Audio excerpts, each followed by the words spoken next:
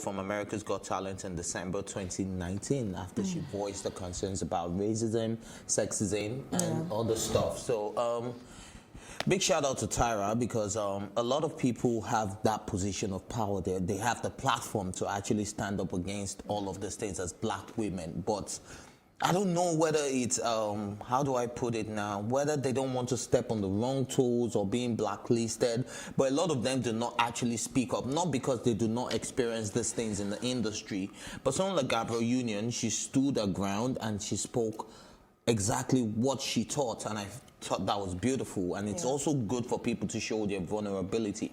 And I'm not just talking about women, I'm also talking about men, because we know about the patriarchal pressure placed on a lot of men, and they feel like, oh, men are not supposed to cry, men are not supposed to show emotions.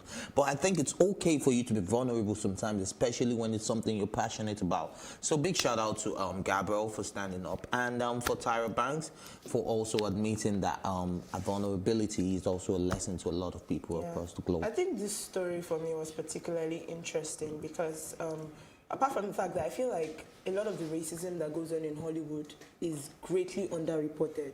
People don't really talk about it. For example, people always constantly talk about the fact that whenever it is time for people Hollywood execs to cast black people in a movie, they always look for the light-skinned ones. But when it's time for them to portray maybe a slavery movie, they always look for the dark-skinned ones. So there has been underlying, talks about racism in the Hollywood industry. Colorism, there have been, these discussions have been happening. Now, for Gabrielle Union, she was beautiful and amazing in America's Got Talent. In fact, she was one of the reasons that a lot of people, started watching. A lot of people did not even watch.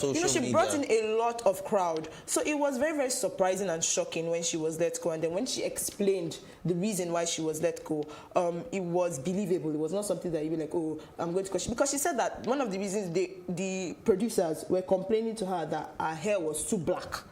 She was doing braids. Because Gabrielle did a lot of really flashy African hair, styles. And then the producers were always complaining that your hair is too black. And then she spoke up because there was this incident where one of the judges, I think, was racist to a Korean presenter where they said that maybe they eat pigs or something. And she spoke up for those people. So she was not just calling out racism against black people. She was calling out racism of any form and kind.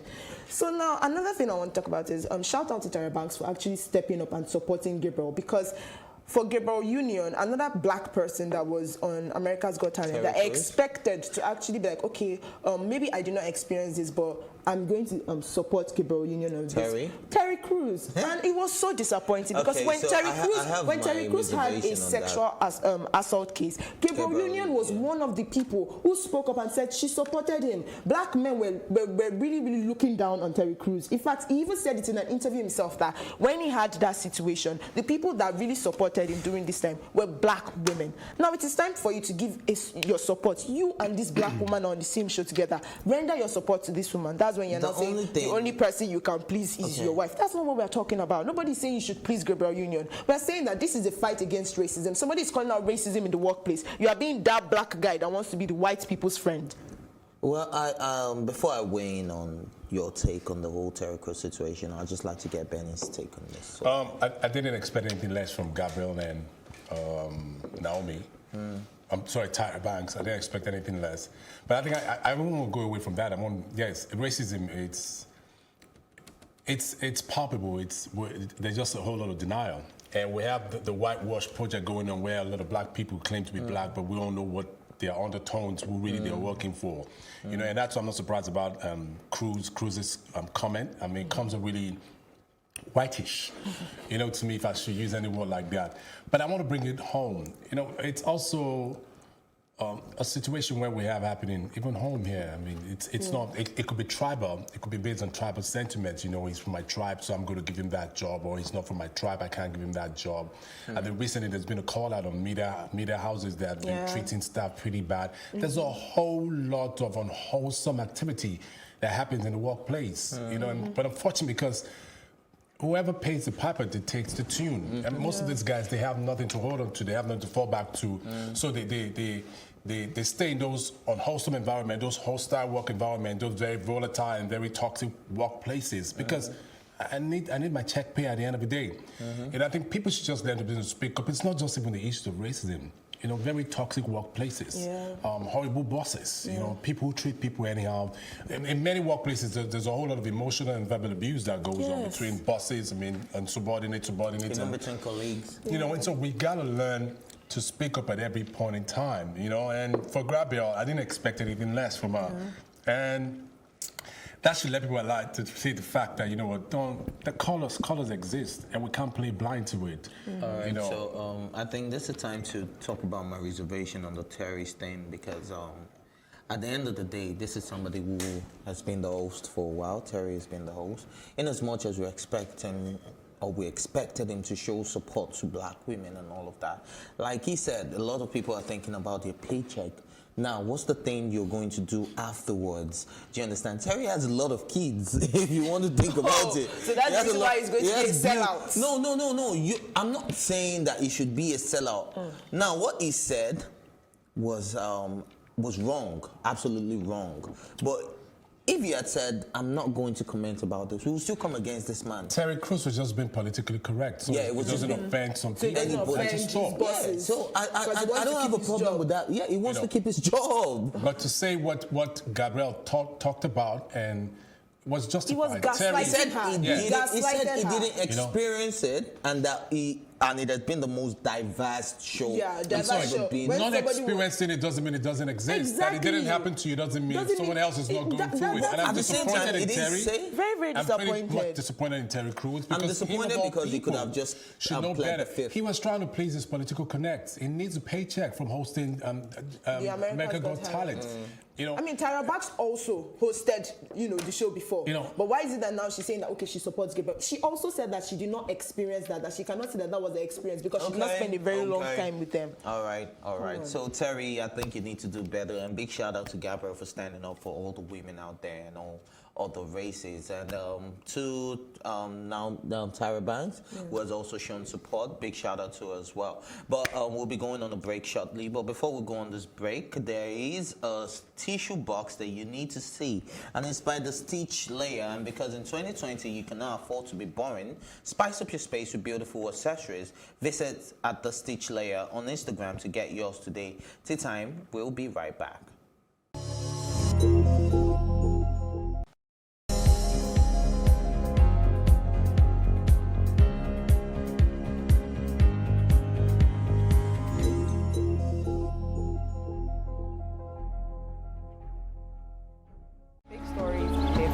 Hear the stories making the headlines. Pentecostal Fellowship of Nigeria. I'm here at Yunus Bashorin Street where Fire destroyed our transformer completely.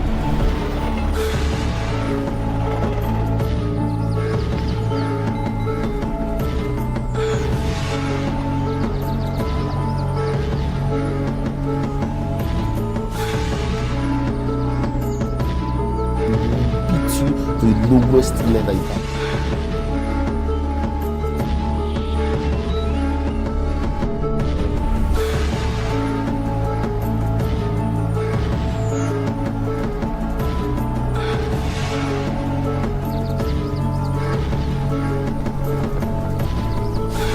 this is Plus TV Africa. The big stories live here. Big stories live here. Big stories live here.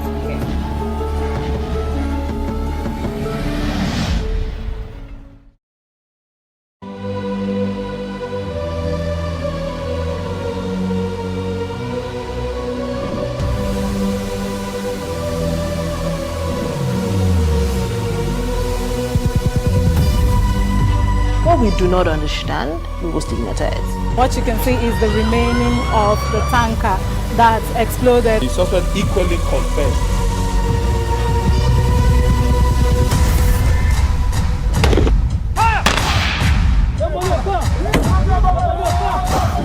A 500 naira they collect am. If you no talk, dem go beat you. Na 2,500 I dey pay.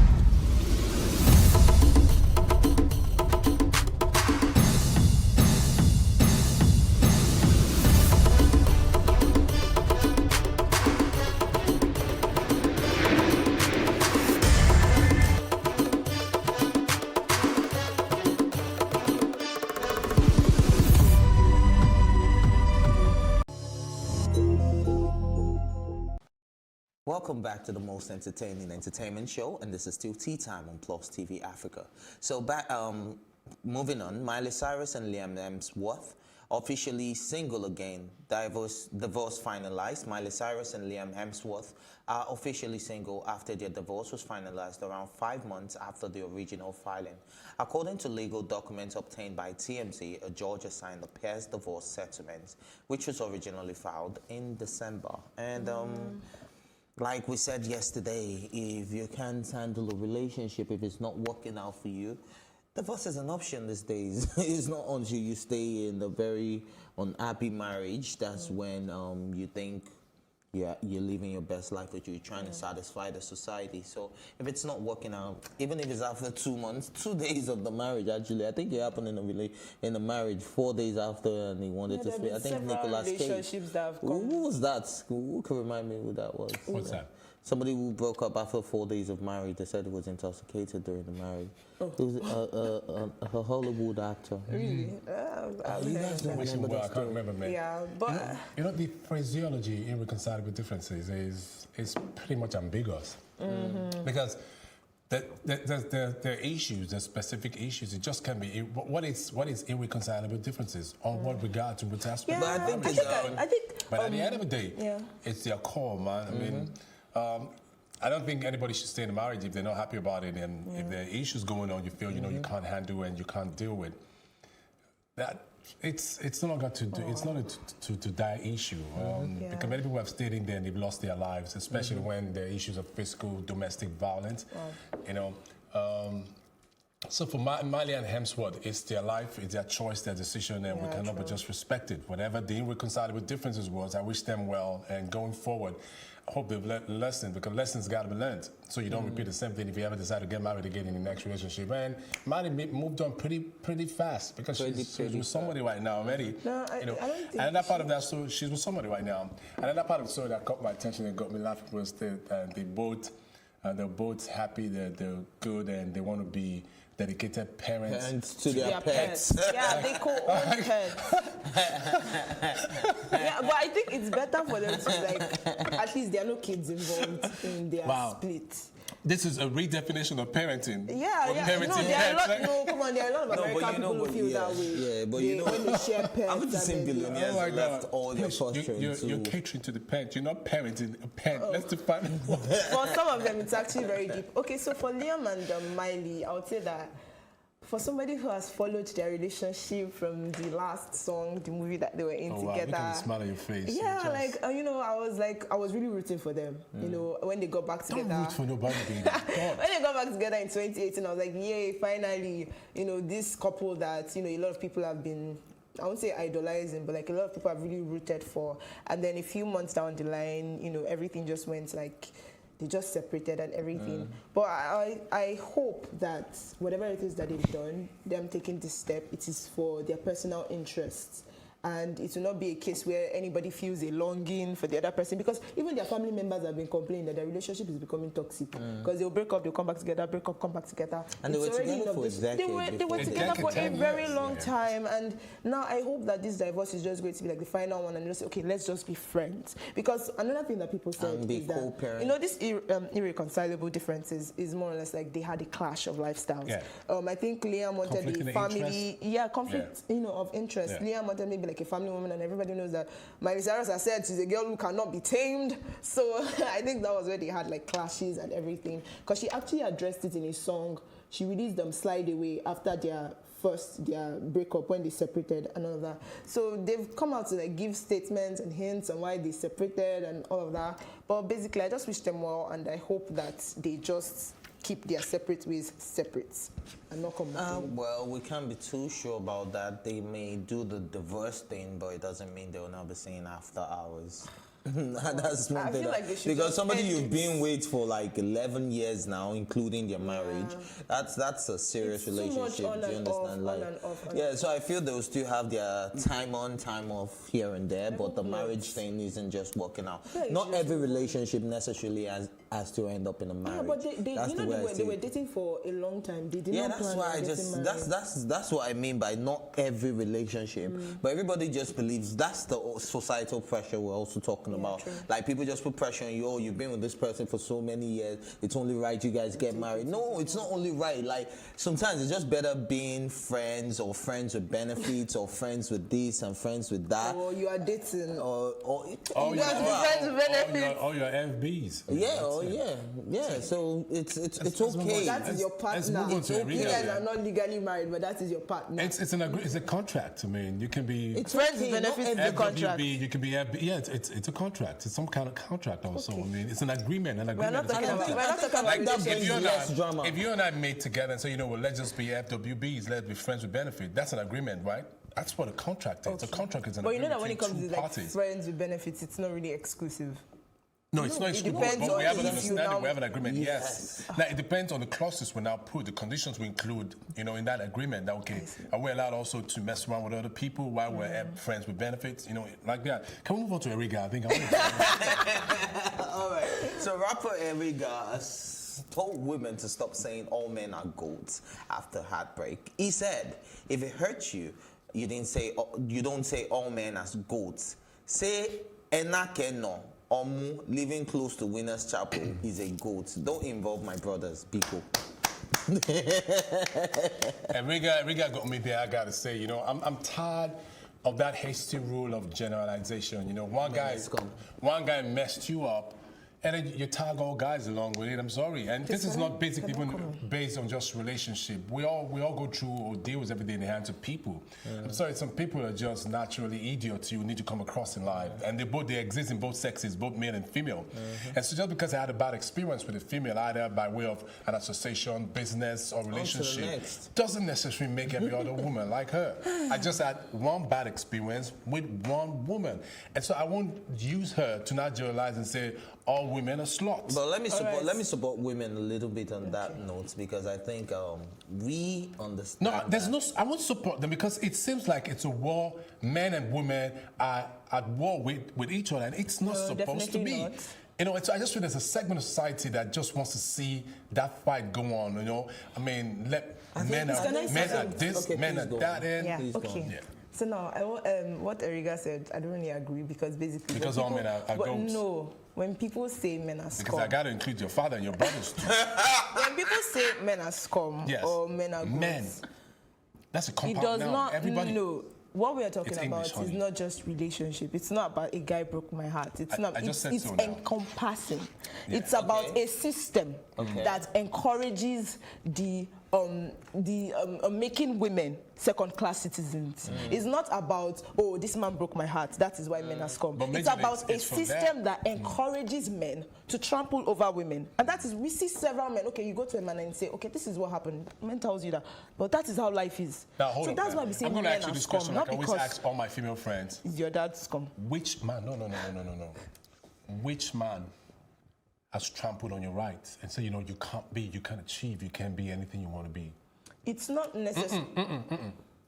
Personal now. Which man in your life, which man have you experienced that have come to tell you, you know, Nini, you can aspire to be anything? How many women, let's start from Nigeria. You don't How answer many my women are in question, power? man, babe. You don't answer my question. It doesn't have to be something that happens to you directly. I understand the system. It can be a Listen, system that works listen, against you. Don't get me wrong. I'm all for women because I feel the society we live in, the patriarchal system, the way it's set up, it's adverse to the woman. Typically, stereotypically, unfortunately. And that is why we say males are scum. No, that's the point. You can't say men are. Now, there are But men it in is your men life who- who have given you wings to fly, who have told you, you know what, you just don't We are settle. You can grateful be to all those you men. can. That's But it. then there are now some And so- other men that make our life But extremely you include all difficult. the- But he include just all asked those you a men question in and it. he personalized it. Has there been any Have man you in your life? experienced Yes. anything of such? Have I experienced? Yeah. Yeah. There have been.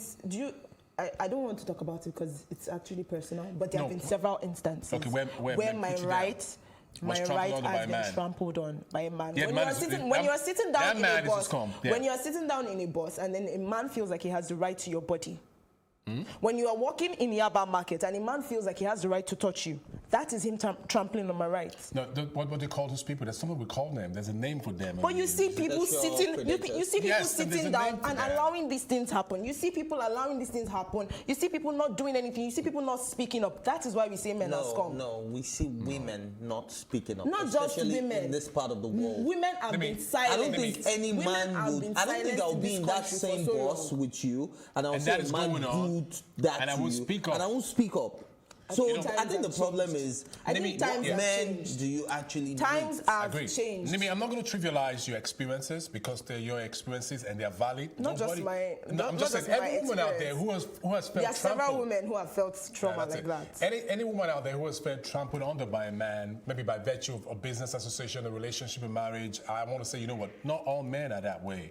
Okay, and it's Have you met it's good a guys? society. It's our I know society. several good It's the men. way Exactly. it's built. But if the shoe you know. does not fit, move on. You know, so at the end of the day, I think we have a patriarchal system we all need to deconstruct and redefine. About that, it doesn't make you a man if you feel every time you need to talk to a woman, you want to make her feel inferior to you. It doesn't make you any more of a man. Matter of fact, you're a man who has an identity problem. You're dealing with a whole lot of insecurity and esteem problem as a man. Because I feel at the end of the day, yes, we're all the same. We're not equal by virtue of purpose, by virtue of design. You know, there's certain things women can do a man can never do, and there's certain things men can do a woman can never do, and so it's complementary. And so if a man constantly feels the need to always put a woman under to feel validated of his masculinity, that man needs to check in the psychiatry. Exactly. So yes, y'all. This is where we wrap up. And to every woman who has felt trampled upon, their rights trampled upon by any man, apologize. know that we, the crew of Tea Time, we stand with you solidly. We and apologize to you, apologize Nini. to every woman who has felt that way. But it's time for us to take a bow on this episode of Tea Time, and we would say have a great day. And remember, you can catch up on this episode and all our exclusive content by subscribing to our YouTube channel at Plus TV Africa. You can also watch Tea Time on Alta TV and in London on Ben Television. My thank you as always goes to my co-anchors, Benny and Nimi, for their amazing contributions on the entire production team. I am Ife Oluwashinkaya saying thank you for watching and see you in a bit.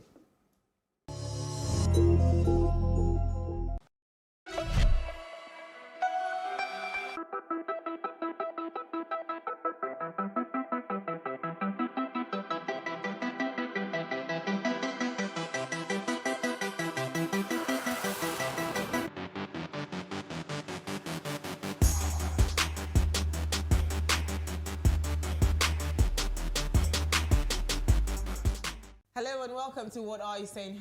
#Ways, where we talk about topics in the news as it affects us all. I am Osayua Mesale, and today we have a special edition. So we are joined by Uti Isi Nasa. How you ladies doing? Very well, thank you. So what's good? Apart from Lagos traffic and all of that, what's good? We're alive. We're alive. Lagos living, We're right? thankful. I think everyone is should be especially thankful today. Exactly. Life is such a fleeting thing. So Exactly. for me, I'm just happy to be alive. Yeah, Absolutely. Same here. Absolutely. Same here. Absolutely. All right, so today our quote, "The future dictates the present." That's from Thomas Frey. Thomas Frey will be our special guest today. Yeah. So, what do you ladies think about this quote? The future dictates today. It's interesting.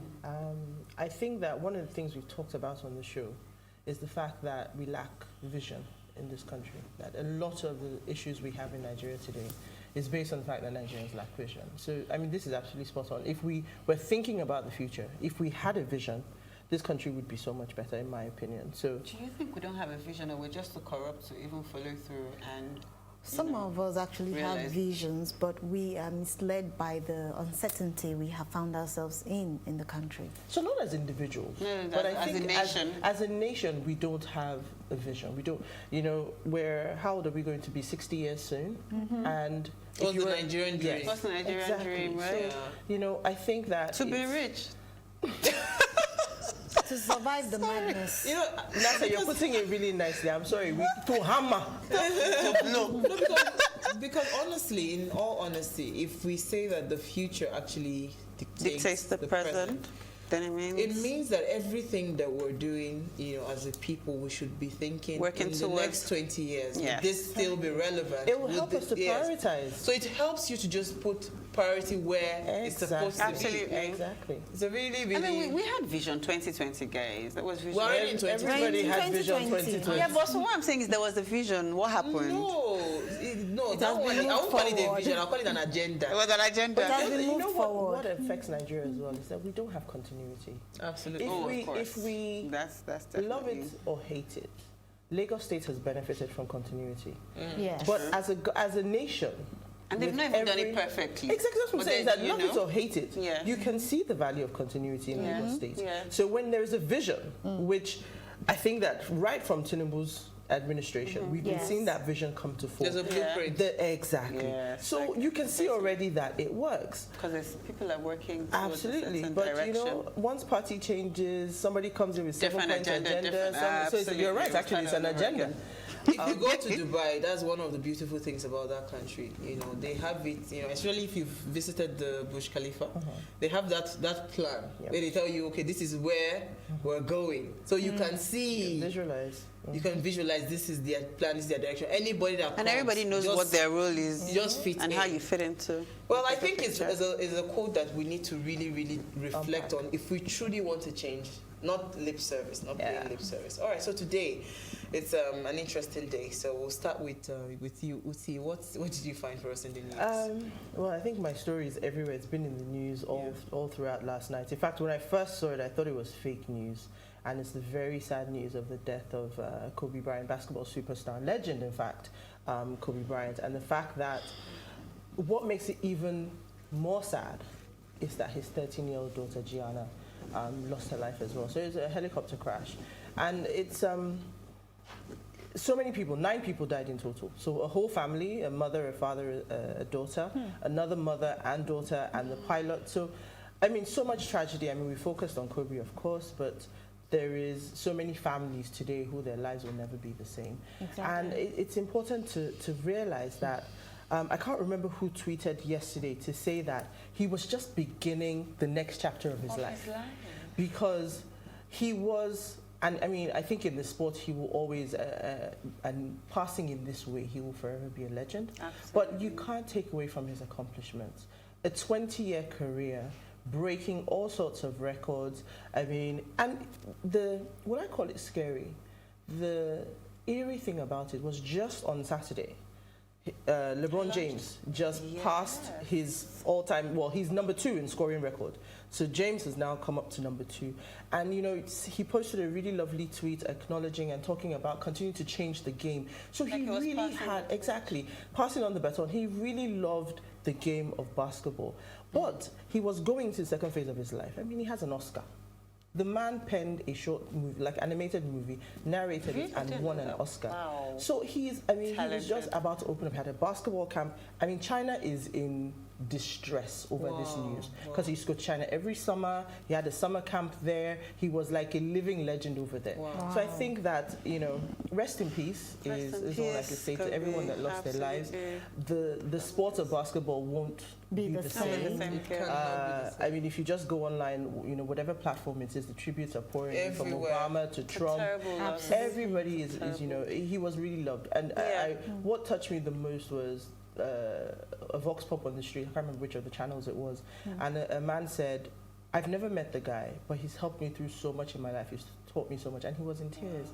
So what kind of legacy do we want to leave behind? This is what you start to ask what's yourself. important, because life is so fleeting. It is. So for me, it's all about legacy. You know, another thing we can also look at is the fact that probably, like you said earlier on, that if the child, Gianna, as tragic as it was, if Gianna hadn't been with her dad, nobody knows if she would have been able to pull through it. I don't think she'd have made it. Because there was so tragic. Although I'm hearing LeBron James, I think he was 3rd position. He was 3rd, so he's moved to 2nd. So he's taken over from Kobe as the 2nd. Wow, that's amazing. Oh, well, we pray his soul rest in peace. It's really heartbreaking for me because you know, nothing really struck me until I saw the time for the the age for the daughter. So when they wrote 2006 to 2020, it just reminded me that when I first became a mother, it was 2006. You know, so it's just like it touches you. a 13-year-old. You know, that's really sad. It's really sad. All right, so Very sad one. The sad one. Isi, what did you find for us? Okay, in the news, we all know about the story about the lady who actually stabbed her husband in 2017. So currently, she has finally been convicted in a court in Abuja. Her name is Mariam Sander. She has been sentenced to die by hanging, and for killing her husband. What the judge actually said is that is blood for blood, and that she should reap what she sowed. And when it was read in the court and the ruling was read, the mother and the family that were with her, they actually broke down in tears and started to cry. She ran after her mother, but they had to pull her back into the courtroom. It was a heart-rending experience, I think, but for whatever it is, nobody's looking at the aspect of the fact that, okay, the father, what happened? What actually happened, nobody actually knows. Because she's not the first lady to kill her husband. Exactly, but I think it's because the family is a very prominent family. His family or hers? His family. His family is very prominent. He's the son of the former PDP chairman, Haliru Bello. So currently it's like blood for blood, she must go. So, but the key thing we should also look at here is that the girl's father, the children, she's the mother of two. So currently the father is dead, and now they've sentenced the mother to be hung, and that means that the children are left without a father or a mother.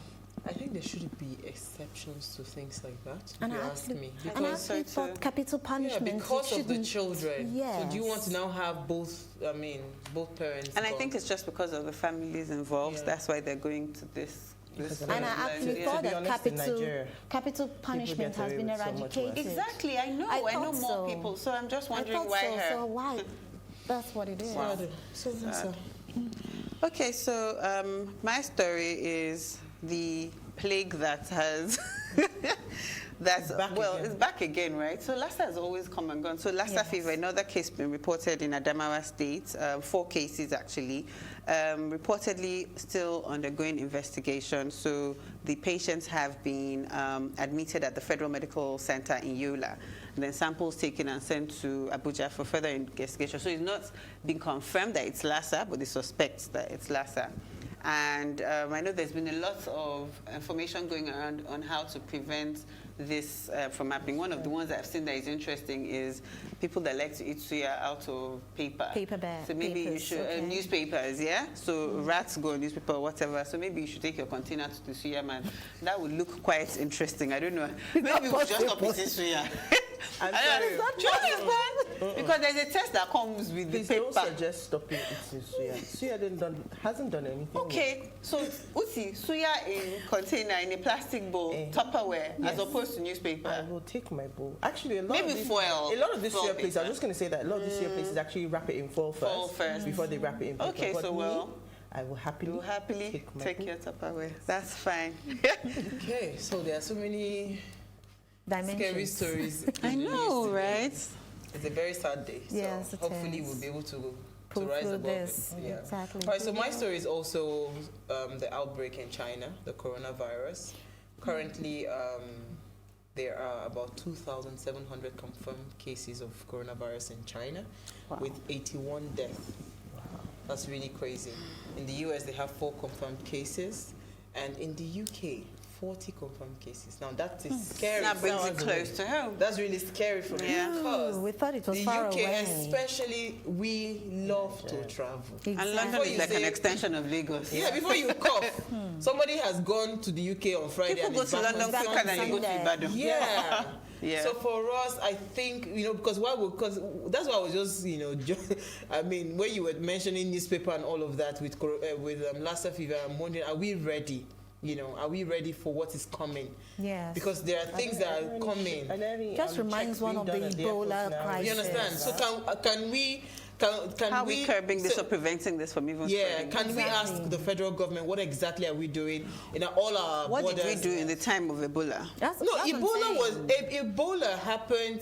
Listen, with Ebola, it had come in before they started the checks in and at we the were airport. able to curb it. No, Listen, it was just God You that were brought. blessed. I was just we going were to just say. blessed Okay, with that we Dr. were blessed. Adadevo. So we're going to leave it to God again. No, that's what I'm saying, that we cannot. So we cannot wait to hear that somebody has come into the country Before we start to react. That's what I'm saying. So what checks are being done currently at our airports and all the other ports that come, that things will come in through to us in But I Nigeria? agree that it's a little bit difficult because the symptoms are very similar to very common flu, common colds, and so you wouldn't even know if that's what you actually have at the end of the day. So that's why I'm saying that it's much more scary for me when I hear this. So, but then I also read somewhere, or I listened to so they were saying that the people who have died from complications of maybe underlying medical diseases. So some people who their immune systems are really weak. So it's not that it actually kills. It does kill. No, it Even does. one of the medics but it wouldn't in China kill you.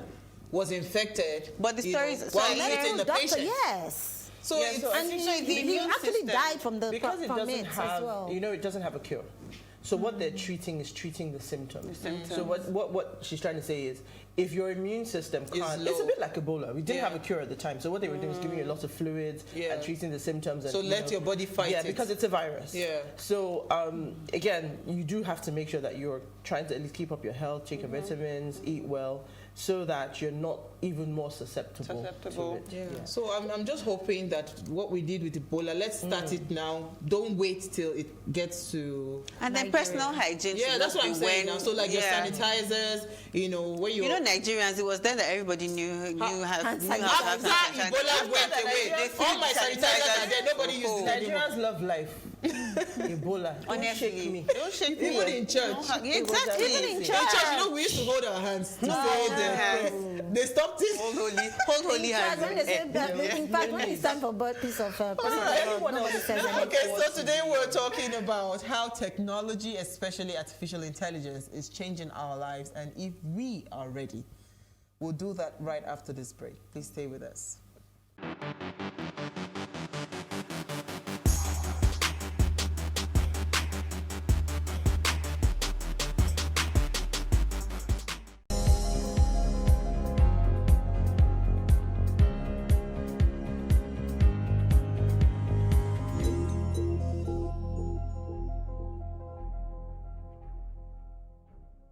Lagos has a population of over 21 million across nearly 1,000 square kilometers. 4 hours going to work and 4 hours coming back from work. That's a full-time job already, so it is a bad situation. It's epic. I'll call it epic. I mean, someone described it as a tourist attraction. The Tedola incident was principally as a result of mechanical factor on the fact of the vehicle. Since the political capital moved from Lagos, the federal might that should support the role that Lagos plays for Nigeria is no longer there. And it's something that I think we need to continue to agitate for. Let's talk about your book, The Conscious Life. It took 5 years to write that book. I wrote it after I thought I kind of had enough from my own journey. A select edition of Mona Lisa showing on Wednesday at 8:30 p.m. with repeat broadcasts on Friday and Saturday. We are not yet at a point where a lawyer like Fashola should be the Minister of Housing. We are not there yet. But what about the social implications that are much more than an architect? Even if we get a 3-digit number, will our computers work? There is no hope. Let's not deceive us. But it doesn't mean that there isn't hope, because I believe so that there is hope. Oh, you must be with one woman. You must be with, these are Igbo ways. African as your wife is in on it, we have no problem. Different. We have that value system that we got from our royal days and everything. That gives us a sense of identity. My question is, who is the we? Which part? That's going to allow for an Igbo presidency in 2023? Because I mean, it is not you and I. If we want to have the last presidency based on rotation, yes, then we needs better to just be go an to the Igbo southeast, presidency. finish with him, and then say the post is now open.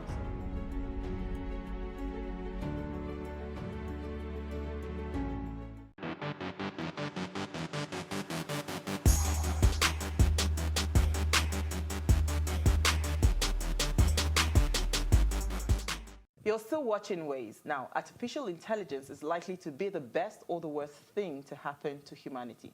These are not my words, but the words of Stephen Hawking, the foremost English theoretical physicist and cosmologist. Today, we are being joined by the futurist, Thomas Frey, who has built an enormous following around the world based on his ability to develop accurate vision of the future and describe the opportunities ahead. Thomas Frey founded the Da Vinci Institute. He spent 15 years at IBM as an engineer and designer, where he received over 270 awards, more than any other IBM engineer. He's also a past member of the 999 Society, High IQ Society, over 99.9 percentile. Now remember, you can join the conversation. Tweet to us at Plus TV Africa or at Wayshow Africa 1 with the hashtag Ways. Thank you so much, Thomas, for coming today. Well, thanks for having me on here. All right, I think I would let Uti go first. We have many questions for you today, so we need to take it quickly. Okay, so one of the things that we've talked about a lot on the show is the health sector in Nigeria and literally how deplorable it is. So if you were to predict a trend for the future, what could technology or what could the future do for healthcare, particularly in a cost-effective manner, seeing as a lot of people here can't afford it to be too expensive? Yeah, I just came back from the Consumer Electronics Show in Las Vegas, and there was one interesting device there that caught my attention, which is it was kind of an egg-shaped device called the Bodio, and you actually go and sit in it. It actually performs, I believe, 18 different tests on your body to tell you how your health is. Now, being able to do accurate assessments quicker, faster, cheaper than ever before, that's the trend line. But if we look at a bigger kind of a bigger picture view of our overall health, what's really our goal? I mean, do we want to fix human aging so that we can live a lot longer? Do we want to be able to repair people after an accident? Do we want to cure deviant behavior? Do we want to cure all the diseases that are out there? So once we're able to do all of those things, then it's this question that we've been battering about called, so should we ever die ever? And is that our goal? And if not, why not? It becomes a real interesting discussion point. So if we can cure all these things, should we? Because there's lots of ethical issues about all of these things. The should we issue. I mean, if I can 3D print a new body for myself, if I can clone a new body for myself, should we do that? Should I move from one person to another person to another person?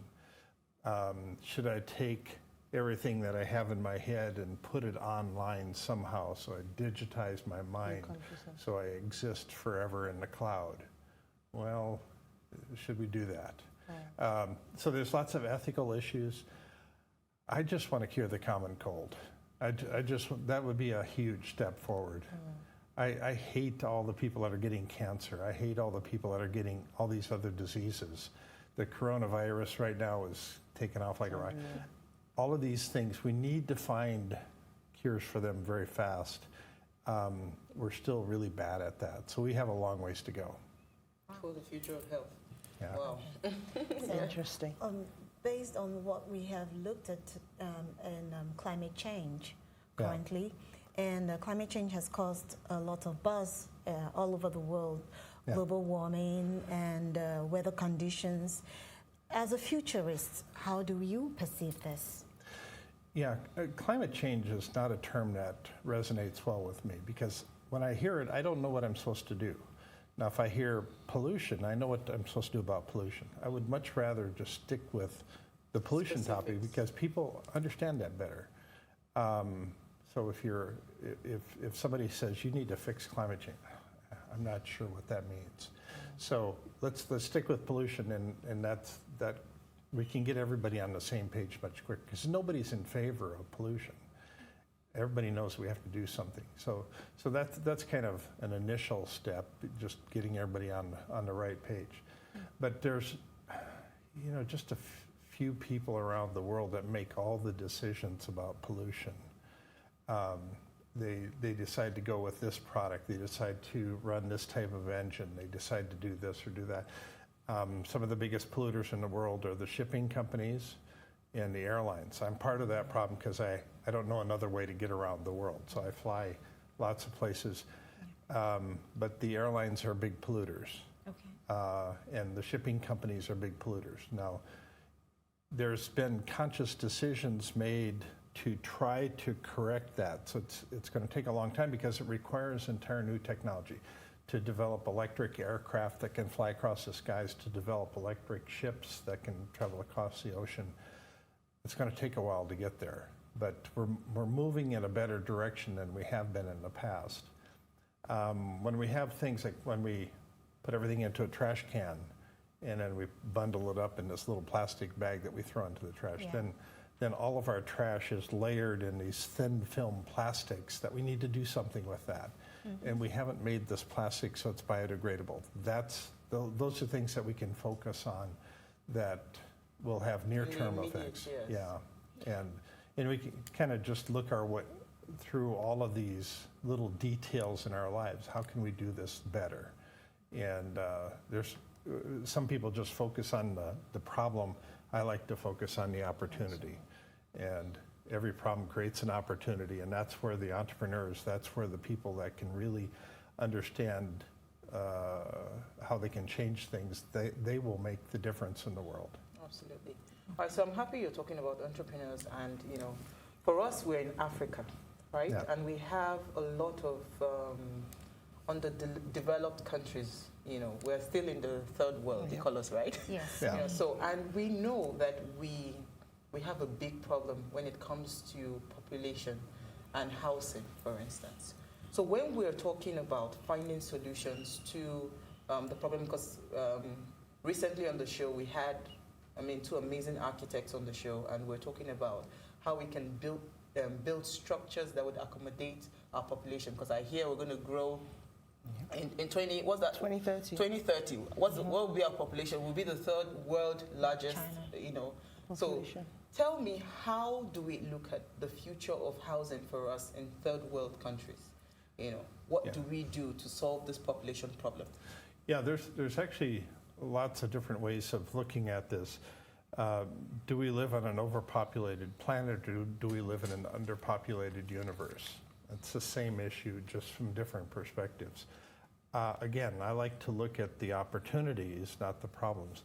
So having the people are what creates the economy. If you don't have people, you don't have a good economy. If you only have 2 people in the world, you only have a very limited economy that's just trading back and forth between those 2. If you have 100 people in the world, is that an economy that's 50 times greater than 2 people? It's actually much more, because there's many more lines of trade that you can create. Now that's just a real simple example, but theoretically, a population of 700 million people will be greater, the economy will be greater than a population of 400 million people. So that's something to keep in mind. So how do you manage all of these people? Some of the technologies like 3D printing, being able to 3D print an entire building, an entire house in less than a day, that is already in use. There's a company out of Austin, Texas that is 3D printing entire neighborhoods down in Mexico right now, testing this out. And they can print these houses quickly, cheaply, and with very, very limited notice. And so then you have housing that didn't exist just a couple days ago. So and both is there. Yeah. So that might be one solution. There's lots of ways of coming at this, though. We're going to become a much more transient society as different forms of transportation come about. As we become, the driverless technology is going to extend out the metropolitan areas, the cities, and so it'll be real easy for somebody to commute in and out, even if they're 2 hours out of town. A lot of people are only going to have to come to work maybe 2 or 3 times a week, and they can stay productive in this driverless car while they're commuting back and forth. So the cities will extend farther out. that means there won't be so much pressure on the center parts of the city, and so it changes the supply and demand equation for housing inside of a city. There's lots of issues like that that are shifting and changing.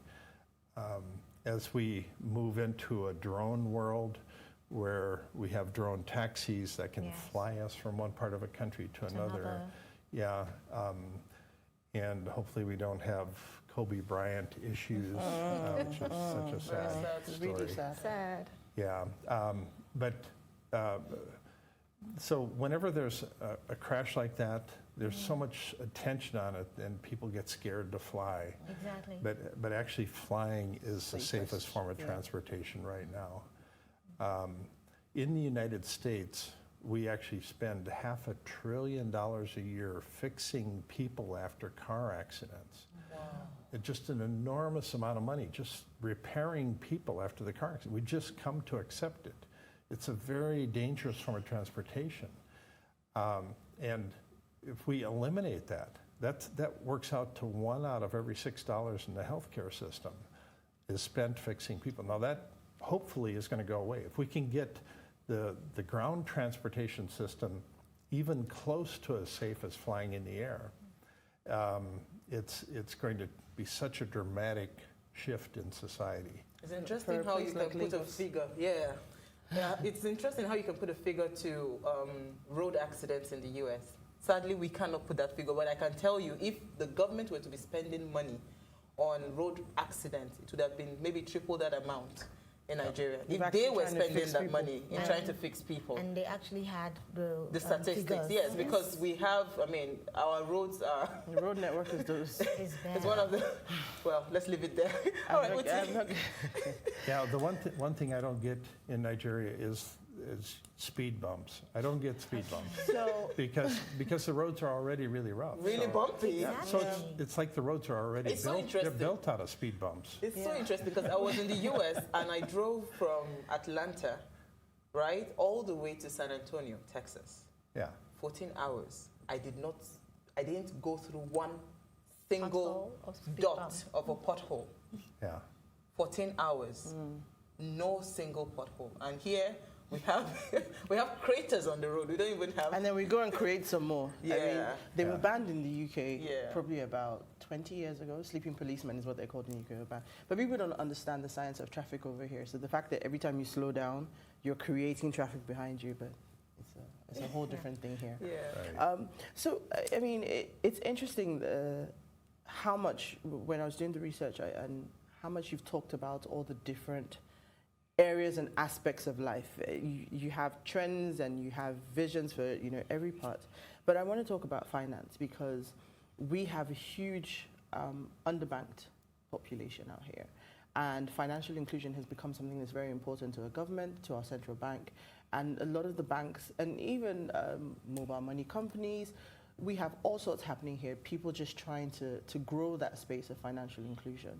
What can we do, or what can technology help us? What's the trend? What should we look out for in the future? Yeah, giving people access to a device that can do all of these transactions, because the whole world lives and dies by transactions. It's these financial transactions. And every company out there has, their survival depends on doing enough transactions to pay the bills. And so we have a vested interest in creating a system with better, more efficient transactions. Now, the people who have run the transactions in the past, which traditionally the banks, they have a very myopic way of viewing this. Now, the tech world is coming in and challenging this idea. This idea of going from point A to point B through this transaction, it's something that we don't talk much about, but it's such a simple little thing. And there's very little difference between a banking transaction and a tech world transaction. So how can it happen quicker, faster, cheaper? There's a lot of people that are exploring that because that's where a lot of the opportunities lie. Now, whenever I talk about this emerging technology, we're on the verge of creating tons of new micro industries. And these micro industries are going to define the business world in the future. Now, because of this emerging technology, it gives people literally anywhere on the planet access to this technology, and they can set up a little mom and pop business in their backyard or their garage and start doing business with people all over the world. Right now, Amazon has 604 million products that they carry on their website. That's almost a big number, and it's going up. Absolutely. And there's huge opportunity, not just with Amazon, but lots of other companies too. If you create a new product here in Nigeria, you can market it anywhere in the world. And that's important to understand, because all of this emerging technology is creating new starting lines for new micro industries. The things that we're going to have 10 years from now, there's lots of things that don't exist today. Anybody in the world can create them. They can create they can begin as the leaders of this new industry. And they're waiting for somebody to take the lead. Quite frankly, you have more risk takers here than virtually any other country in the world. Absolutely. And that's what defines a good entrepreneur. Okay, so just to follow up on that, so what would be the role of, or the place of security, like securing funds, especially with the rise in internet fraud and what's it called? Cryptocurrency. Not really the cryptocurrencies. You know, right now there's a lot of financial fraud happening all over. So how would this affect, you know, what would the future look like for fraud? Is this easier, you know, in terms of, is this a safer means, in terms of people getting defrauded and all of those? Yeah, it's a great question. I don't happen to be a cybersecurity expert, but we're on the verge of entering the quantum computing era. Now, when you have a quantum computer that's efficient and functional, we're only a short distance away from being able to break all of our current encryption systems. So we're going to have to move to a new quantum era of encryption. We still have to get to a state of reliability with quantum computing. There's lots of other issues with that. Blockchain becomes breakable as well, because that has its crypto keys in there. Yeah. So we have to reinvent a lot of things to make it quantum compatible. But once we do that, then it makes it much more difficult for the hackers, the problem people, to create issues. We also create new lines of traceability. And so the artificial intelligence is actually going to come into play, because they're able to track people down that maybe were causing problems as 5-10 years ago. So we'll be able to track back and see who was the cause of these different incidents. And just because somebody's getting away with something today, this may come back to haunt them in a big way. Absolutely. I think that should send chills down the spine of somebody who's doing that right now. Quickly, you see, we didn't have so much time. Okay, education in Nigeria and Africa in general is not balanced. There are some areas or bigger schools that are able to, afford certain technologies in educating children. But there are some schools that do not have these, they don't have access to funding or the materials to be able to, or tools to be able to actually educate these children or create an enabling environment for the children. So how do you perceive education in the future for Africans? It's a great question, and again, I certainly don't have all the answers, but the technology is getting cheaper. So these smartphones, smart devices, computers, the prices are coming down, which makes them more accessible, and so that will be part of the equation. But education, there's no one-size-fits-all form of education. I mean, if I'm going to teach somebody to become a bricklayer, they actually have to lay bricks. Exactly. It's not digital bricks, real bricks. So you have to get the touch and feel part of it down. You have to get a sense of how that looks and looking at it from different perspectives. So we're going to come at education from lots of different vantage points. Okay. And over the coming years, it looks to me like we're going to create AI-enabled teacher bots that are going to hyper-individualize education for every student. That they will, that's one of the problems with our education system today. It's a one-size-fits-all. Exactly. Yeah, and so throw that kid in the classroom, they've got to learn. They're on their own. And not all kids know how to do that. So they have to now tailor it to the individuality of that child. Yeah. And will these be affordable to African nations? I believe it will. I believe it will. I believe that this is going to cut the legs out from under all of the high-priced education systems out there. That would be awesome. Because we're going to pretty much demand this never-ending stream of education. If it's that easy to learn, I want to learn more. And I want to learn this topic and that topic. And it's going to learn what we're interested in. It will learn when we're distracted, when we're not distracted, what best times a day to learn things. It'll know what skills we currently have, what skills we're deficient in, and it'll learn how to bring us up to speed on some new tasks that we're trying to do. Absolutely. Very interesting. And once somebody figures this out, it's going to scale like a rocket. It's going to scale so fast that suddenly it'll just take over, permeate every corner of society all over the entire world. And where it took Facebook 8.5 years to get to 1 billion users, I think this will happen in less than a year, maybe 6 months even. Wow. It'll take off like a rocket. This is what it looks like to me.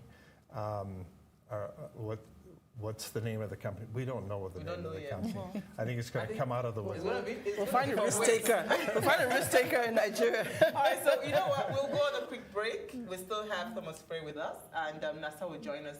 Like I said, it's a special, so stay with us.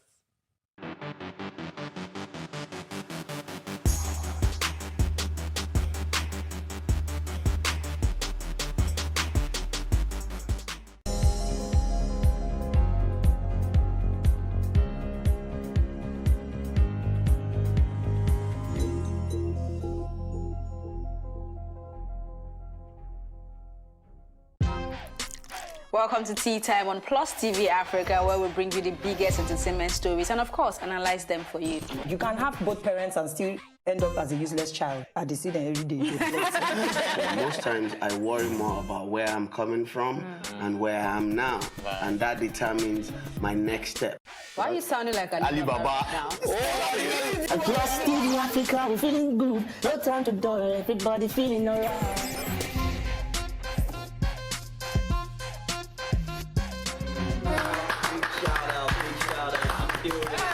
I really like you. I can still make music and people are still buying. Sometimes I look myself minimal IU.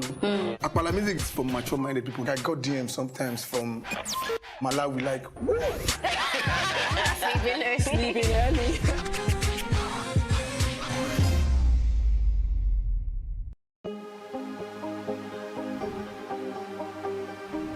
Seize it for upcoming artists to blow in Nigeria.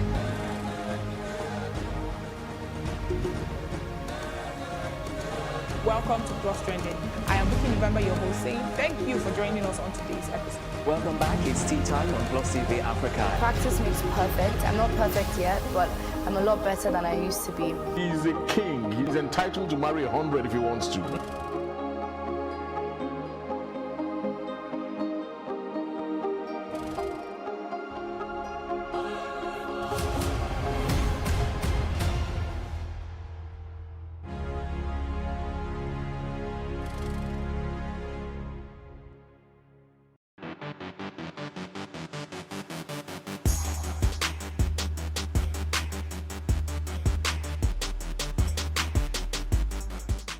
We still have Thomas Frey with us, and NASA has joined us to continue this conversation. All right, so NASA, you go first. Since you're coming with us now. Yes, I'm happy to be with you guys and to be speaking to the futurists. Yes, Hi, Thomas. yes. So my question to you is around artificial intelligence. Okay. And looking back to movies we watched in the past, so like Terminator 2, the sci-fi movies, there are questions around, do we welcome or fear the development of human level artificial intelligence, creating monsters that will kill us? Well, we have to understand kind of the different levels of artificial intelligence. Right. What we're trying to develop now is what's called narrow AI. That's good for a specific application. So having artificial intelligence that knows how to play chess specific. It's not the same artificial intelligence that's going to be used to drive a car. So when we have this artificial intelligence that's just designed around a specific task, there's not really that much to fear Room about for it that. to do anything else. Yeah, but when we get to this general artificial intelligence, the one that has this overwhelming capability to make decisions and to draw conclusions, that we're not there yet. But Well, are we moving there? well, the CEO of Google just came out and said that we're going to have to regulate AI. Okay. And I think that's one piece of the equation. Right. So the biggest danger with AI right now is devious people. If we Exactly. superpower devious people with artificial intelligence, they can go in, and I talk about this idea of creating a threat engine, Right. something that we all have our lives online, and so it's very easy to discern what things we care about, and to make a threat about that child or that dog or that parent or brother or sister. It's very easy to just test the waters, and in the past you can make a threat about one thing. Now, if you can suddenly shoot out 100 million threats to people all over the world, that's a problem. And so that's our danger right at the moment, because AI can be used in all kinds of devious crimes that we can't even consider at the moment. Now, it's important to understand that all technology has a downside. There's always somebody out there that's going to figure out how to use it wrong. True. Even though it's created with all the right intentions, people are going to figure out how to use it in a take a negative way. Now, that, in my mind, is the immediate threat. That's much more important than this threat of general artificial intelligence, which may be coming sometime down the road. But we're going to want more and more conveniences that AI is going to provide. So when we get into a car, a driverless car that's going to take us somewhere, we want to know that that's a safe environment for us. We want to know that the last person didn't bring their dog on there that peed in the back seat, that actually had 4 diseases while they walked in there, and these diseases are floating around in there. We want to know that that's a safe environment. And so artificial intelligence is going to be used to govern a lot of those things. And being able to talk back and forth to our car, saying, hey, this is where I want to go. What's the fastest route to get there? And by the way, can you stop at the closest coffee shop along the way because I want a cup of coffee? And you're going to have this conversation with the car the entire time that you're going back and forth somewhere. But then you're assuming that this car is going to protect you at the same time. So, so there's lots of issues that we want artificial intelligence to get smarter, but then we have this concern about it. Well, if it goes too far, it gets too smart.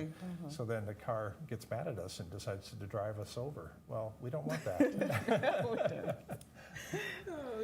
to go? So it's how can I put this? So much is happening now, and you just mentioned quantum computing, and I'm thinking big data when I think the future.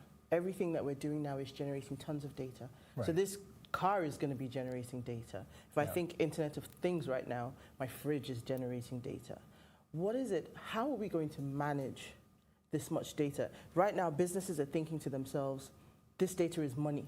This is currency. It's literally becoming currency. What's the future for data? Yeah, it's a great question because our to what nth degree does this go? I mean, how much data do we collect, and then who owns it? I mean, we still haven't sorted out all those pieces to it. But this is a real good question to ask, because in 5 years, probably even less than 5 years, we're all going to be wearing sensors on our clothing, on our bodies. And so when we set a plate of food down in front of us, we're pretty well going to know what effect that plate of food is going to have on us before we eat it. Now, theoretically, that should force us to make better food choices. Yeah, we should have a better diet as a result of it. But will we? Will we actually make better choices? I was just thinking the same thing, because I'm thinking our food here is so like fatty and fried, and I just love it. I'm not sure that if a sensor told me not to eat it, I would eat it. You take off the sensor. Not today. So how does that change our choices? Because invariably, there's people still going to be smoking and drinking and eating comfort food and all of that. But it affects a certain percentage of society, and maybe it affects more over time. So then we ask, how does it change the supply chain, the food that's being grown on farms, the way we're raising animals, and then how does that affect all of this? The data is going to start pointing to all these little nuanced little shifts in society, because we're moving towards a much more hyper-individualized lifestyle. We not only want a different plate of food than this other person that's sitting right next to us, we wanted something that syncs up, makes us smarter, stronger, faster than the other people. So. Okay, so it's getting interesting. Very. So I like to come back to Africa. All right. Because we have unique challenges, that is across Africa, especially when it comes to governance and, like call it politics and governance and all of that. So, first of all, first question would be, if Africa refuses, right, to move with technology, what would be our fate as Africans? That's number one. Yeah. Then how will government policies, affect, for instance, the elections, all the government activities that go on in Nigeria, in Africa. Let's keep it in Africa, not Nigeria.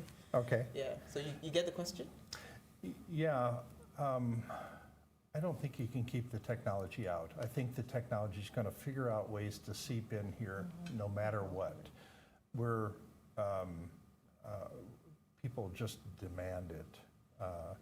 Even smartphones are working their way into North Korea. Yeah. I mean, over 25% of the population of North Korea now has access to smartphones.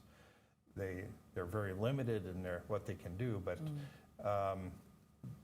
this technology is going to work its way in our lives in unique and different ways, and that's going to change the way we think about government and safety and policies and all of these things. I always like to ask this question of how long before I can put a 6-year-old child into a driverless car by themselves?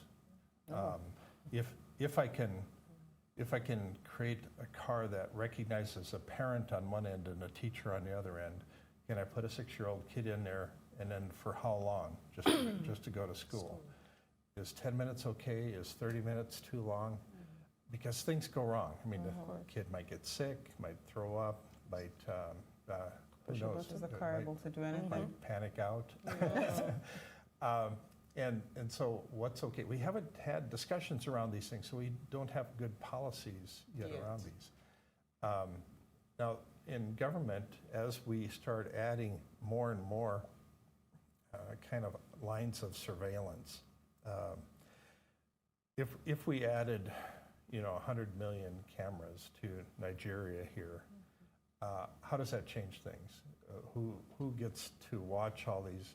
And if we have AI watching all the cameras, they can start detecting what's happening all over the city. And if there's something, it will curb a lot of crime as well. Yeah. Or it will get the crime will probably, maybe a crime scene would get quicker responses, you know, compared to You're able to start to even pick out trends of different areas. And where you begin to pick better. this is a crime-prone area, so you stay away from that area. plan better. Yeah. So many things can happen. Yeah, and then you start using AI, and AI will be able to bridge the gaps. You have this camera scene here and this camera scene here. Well, it can artificially create what was in between. And then once you start doing that, then you can start developing a much better picture of everything that's going on. So this will give rise to search engines for the physical world. So being able to search not just in the digital world, but the physical world. I always like to ask this question of where is that dog with rabies right now? You know, what's the most dangerous bridge in the city today? And how close is it to collapsing? You know, that type of thing. And by being able to actually fabricate all of these things, again, we're going to be able to go back in time, and the people that are causing problems today, we're going to find them 5 years from now and actually bring them to justice because of things that they happened a long time ago.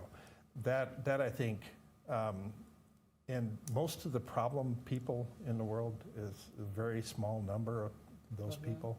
And again, I think they should be shaking in their boots because this is coming.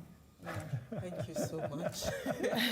It's so interesting when you're having fun. Time really flies. Are we out of time? We're out of time. Wow. So let me say one thing. Yes. That people ask me why I have these glasses on. It's actually, I have a special prescription in these glasses that enables me to see into the future. Whoa. That's pretty cool, huh? We love them. Just kidding. So have you seen into our futures? Before we move, where's the crystal? You know, I saw your video about the crystal balls. Where's the crystal ball? So see into our future. Tell us what's next. All right, thank you so much, Thomas Frey, for coming. We really, really had a good time with you. And remember, you can join the conversation. Twitter us at +TV Africa or at Ways Show Africa 1 with the hashtag Ways. And keep all the conversations going on all our social media platform. In case you missed today's quote, here it is again. The future dictates the present. That's from Thomas Frey. Yeah. That was our quote for today. All right, so we love you guys. That's all we can take. Bye. Bye. Say bye. Bye. Bye-bye. Welcome to the future.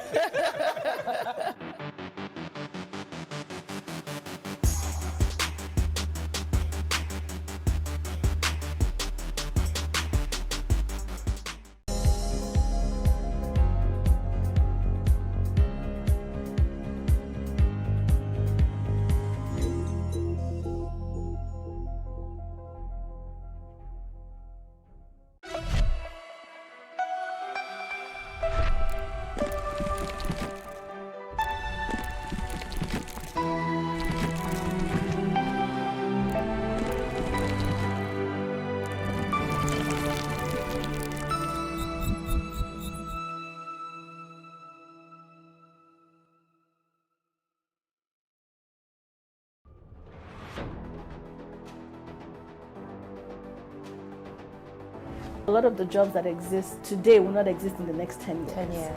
When I see people today shouting, we're not too young to run, we are ready to run. Ready to run to where? The people of excellence are, to a certain extent, being held ransom by idiots and bandits. Once you are in government, you believe everything you do is right. And once you are in opposition, everything the government does is wrong. And so it's time for us to take over power.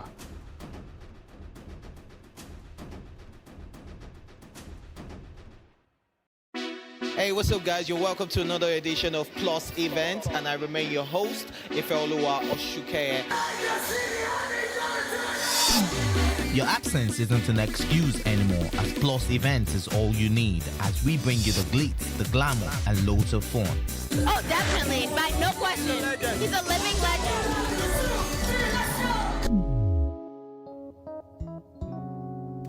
Oh, God forbid, Holy Ghost fire, I know. I just want to be blown away. I want to be wild. This is 11 years of doing this.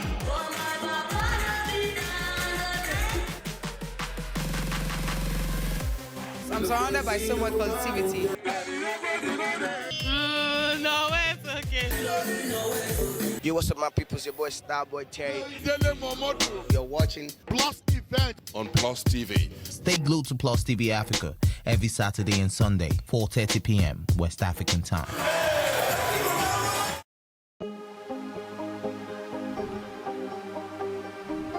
Seize it for upcoming artists to blow in Nigeria.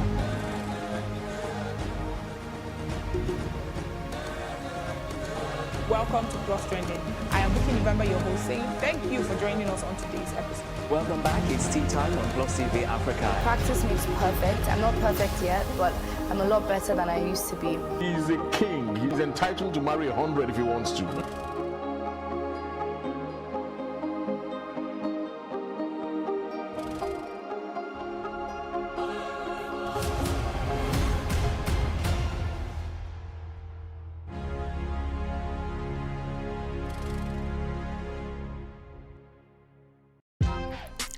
Welcome to Tea Time on Plus TV Africa, where we bring you the biggest entertainment stories and, of course, analyze them for you. You can have both parents and still end up as a useless child. I see them every day. Most times I worry more about where I'm coming from and where I am now. And that determines my next step. Why are you sounding like Alibaba now? Plus TV Africa, we're feeling good. No time to dull, everybody feeling alright.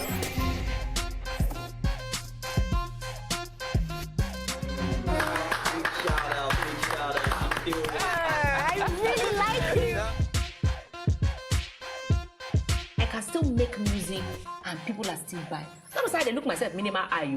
Akpala music is for mature-minded people. I got DMs sometimes from Malawi, like, Sleeping early.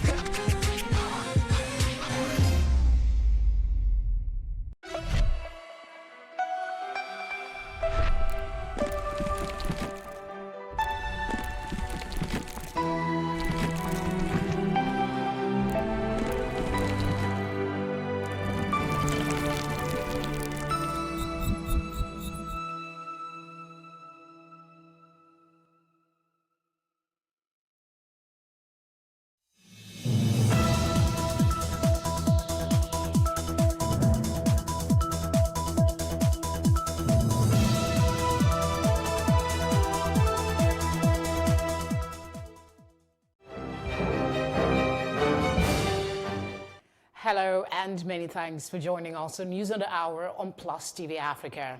Here are some of the stories making headlines. My name is Felicity Ezewike. President Muhammadu Buhari and cabinet ministers are right now holding a meeting of the Federal Executive Council. It is the first FEC meeting in 2020. It is taking place at the Executive Council chambers of the Presidential Villa Abuja. Vice President Yemi Osinbajo is also attending the meeting.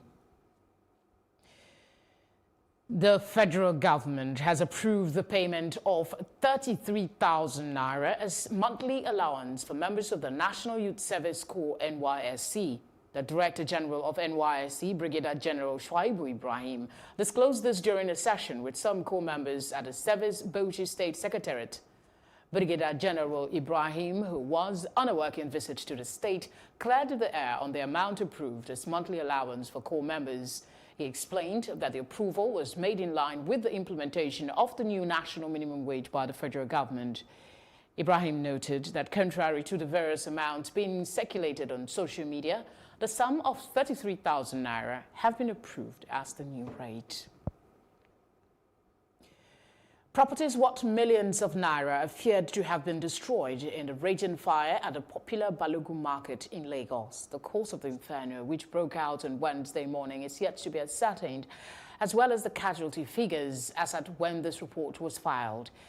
At least 5 buildings, including Anambra Plaza, were caught in the fire, while some traders in the affected buildings threw down their goods through the windows. The buildings are located on Sunny Adewale Martin Street in the Lagos Island area of the state. However, firefighters and officials of the Central Business District, CBD, have arrived at the scene and are making efforts to put out the fire. We'll bring you updates on that story. Two private companies providing motorcycle services in Lagos State has described as insensitive the decision of the state government to ban motorcycles in 15 council areas of the state. The companies, Max and Gokada, said while investments running into millions of dollars would be lost, thousands of people would be jobless. The firms, while insisting that they were not consulted before the decision was taken, expressed shock that the state could put them in the same group with regular motorcycle riders. The chief executive officer and co-founder of Max, Adetayo Bamiduro, during a press briefing at the company's office in Ikeja on Wednesday, said despite making 2 million trips, the company's riders had recorded less than 100 incidents. He stressed that less than 7 were serious and required hospital visits, adding that till date, the company had 0 fatalities. Plus TV Africa spoke to Max Okada champion lead Gbolahan Fadipe on this issue. Surely I felt it wasn't going to affect us, since given the fact that our bikes are above the recommended size, the QP capacities recommended by Lagos State government. However, when I found out was across board, I felt bad. Like, okay, what am I supposed to do? It's a thing of survival now. I mean, myself and a lot of other riders out there make a living riding across the cities of Lagos. I mean, commuting people, moving people from point to point. We make a living doing that. What are we supposed to start doing afterwards? I mean, it's not. In over 4 years of our existence, we've recorded 0 fatalities, 0 deaths. The figures seem to me more bogus than real. We've put a lot in place to ensure that our riders drive safely and secured out there, and they don't get involved in accidents. And also, like I said earlier, are we talking about accidents across all modes of transportation? If yes, I mean, why single out Okadas to be punished for an offense all road users have committed? Why would you provide alternatives after taking out what is effective at the moment? I mean, it's just like trying to wean a child of milk. I mean, you're looking at weaning a child of milk without providing what the child will eat. You don't expect the child to stop crying until you provide an alternative. I mean, for me, it doesn't make any sense. It doesn't make any sense to take out what's working on the grounds of providing an alternative that you've not even figured out yet. A couple of years ago, the government introduced the restriction of on the highways to just bikes above 200 cc's. I would think the ideal thing to do right now would be to enforce that law, to ensure that only bikes above 200 cc, 200 cubic capacity engine are allowed to ply our highways. I mean, look, given the number of people that benefit from this, given the lack of infrastructure, the road networks are bad, there aren't enough buses. This is supposed to alleviate movement and transportation across the states. Why take it out at the moment? Literally, they've closed all highways. I mean, calling out names is just to make it seem like they've not closed all. They've actually closed all. If you've closed Third Mainland Bridge and all major highways, all bridges across the state, you've literally taken out a source of livelihood. I mean, these are big bikes, power bikes. They're not designed to run short distances. They're designed to run long distances. Taking them out, I mean, blocking this highway simply means you are stifling the business, stifling a source of livelihood. At the moment, only engage the government and appeal on behalf of myself and other champions who make a living from riding across the city. I mean, not just the riders. I'm talking about artisans, the lady on the street that sells hairnets to the riders, the vulcanizer, the engineers that fix the bikes.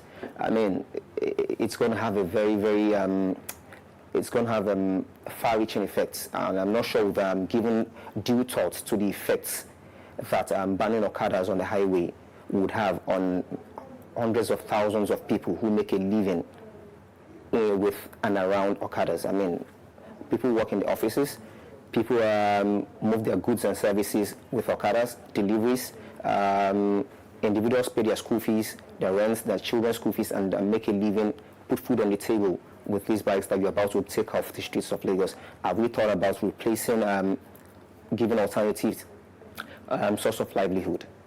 So essentially, we can only appeal to the government to rethink the decision, and perhaps we'll be happy to come to the table to have a conversation around this on how to better structure the whole.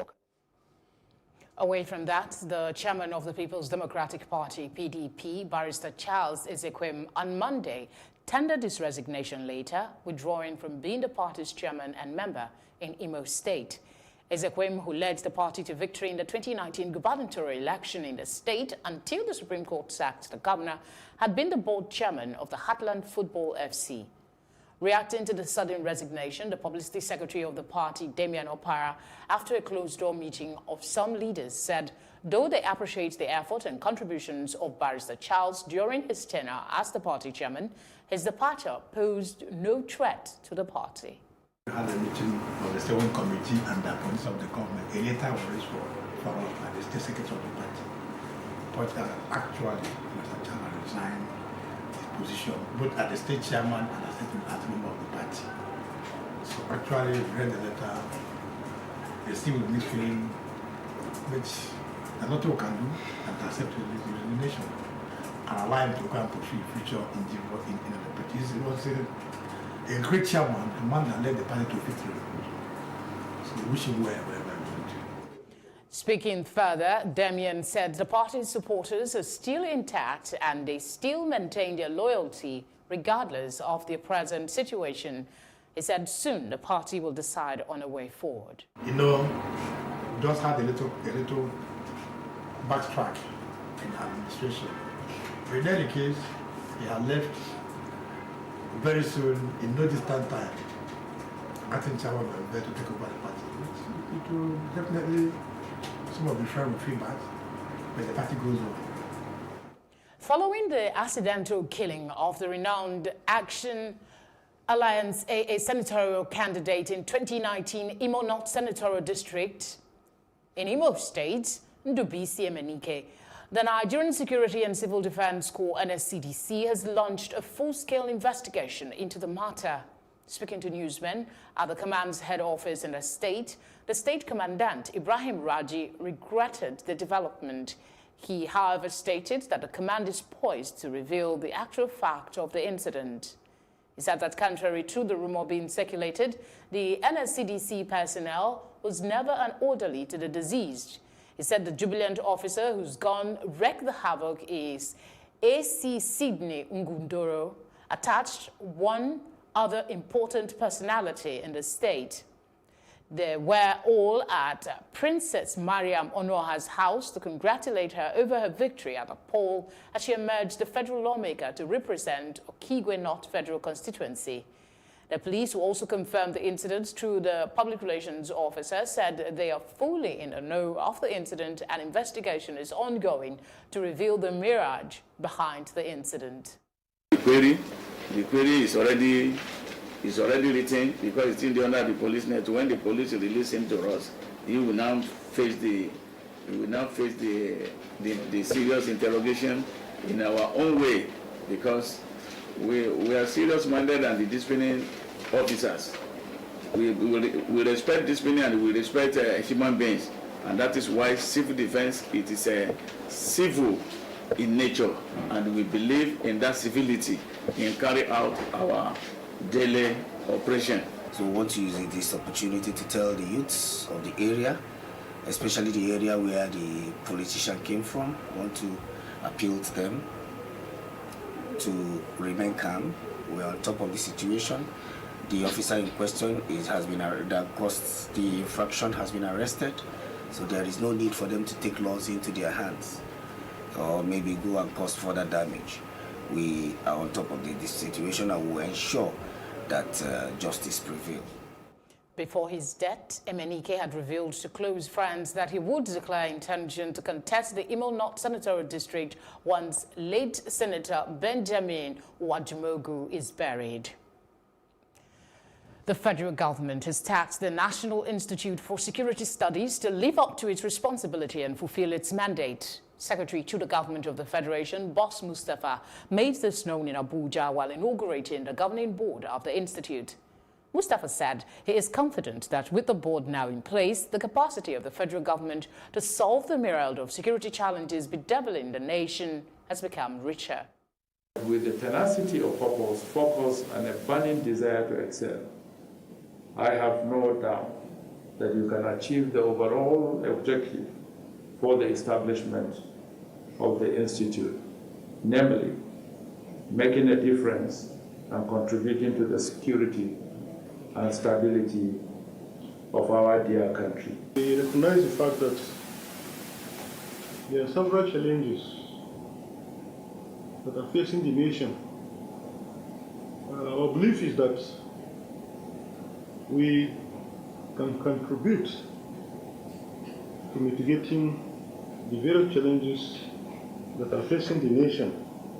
So it is our intention really to nurture an institute that will be unlike the other institutions, because we intend to actively participate in the process of advising the government as well as enhancing professionalism in the various services. The news will continue after this short break. To stay with us.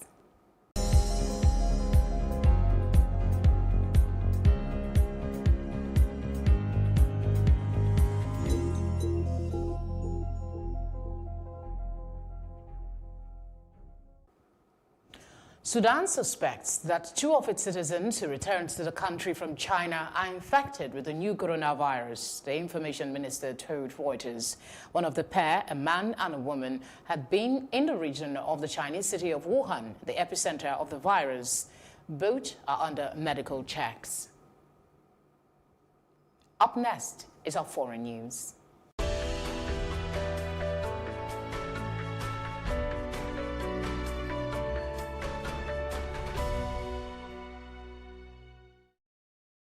The U.S. Senate will begin up to 2 days of questioning the prosecution and defense in President Donald Trump's impeachment trial on Wednesday, ahead of a crucial vote later in the week on whether to call witnesses. The questions, which will alternate between Republican and Democratic senators, will be submitted in writing and read aloud by U.S. Chief Justice John Roberts, who is presiding over the trial, to determine if Trump should be removed from office. The questions can be directed to either the Democratic House prosecutors or Trump's legal team and will take up to 8 hours a day over Wednesday and Thursday. We'll bring you business news after this break. Don't go away.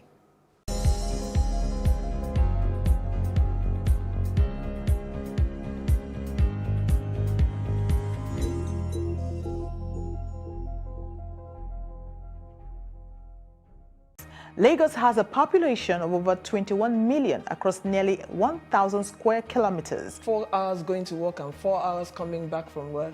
That's a full-time job already, so it is a bad situation. It's epic. I'll call it epic. I mean, someone described it as a tourist attraction.